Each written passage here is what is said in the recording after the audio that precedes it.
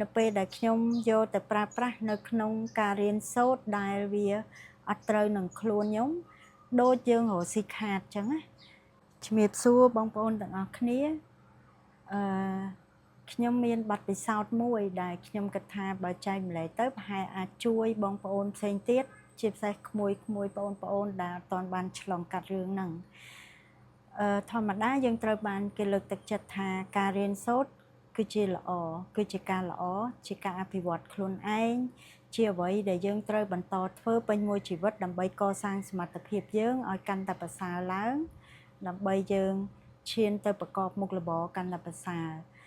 តែអ្វីដែលជាបទពិសោធន៍ដែលខ្ញុំឃើញថាវាអត់មានប្រសិទ្ធភាពសម្រាប់ខ្ញុំហ្នឹងគឺនៅពេលដែលខ្ញុំទៅរៀនចំណេះដឹងឬក៏ជំនាញដែលខុសពី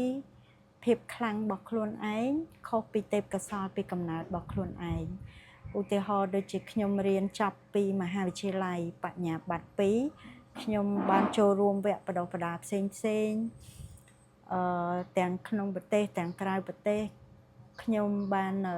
ទៅរៀនសូត្រច្រើនប៉ុន្តែ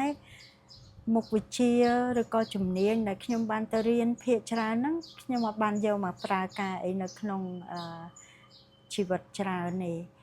អញ្ចឹងខ្ញុំឃើញថាអ្វីដែលខ្ញុំវិនិយោគទៅលើធនធានដែលខ្លួនមានទាំងពេលវេលាកម្លាំងធម៌ពលនិងលុយកាក់អីទាំងអស់ហ្នឹងនៅពេលដែលខ្ញុំយកទៅប្រើប្រាស់នៅក្នុងការរៀនសូត្រដែលវាអត់ត្រូវនឹងខ្លួនខ្ញុំ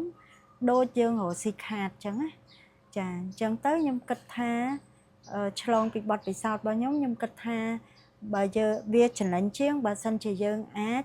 ប្រើប្រាស់ធនធានដែលយើងមានទៅលើការរៀនសូត្រដែលត្រូវនឹងខ្លួនឯងដែលត្រូវនឹងទេពកោសល្យពីកំណើតរបស់យើងឬក៏អ្វីដែលជាចំណុចខ្លាំងរបស់យើងចាអញ្ចឹងខ្ញុំគិតថាចំណុចនេះជាចំណុចមួយដែលសំខាន់មែនទែនពីព្រោះអីយើងធម្មតាយើងមានធនធានយើងមានកម្រិត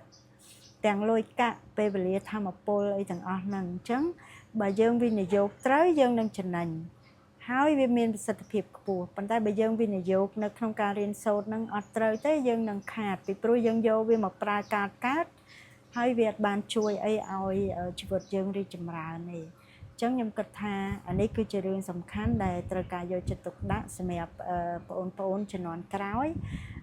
នៅក្នុងការអភិវឌ្ឍខ្លួនឯងចាសូមអរគុណ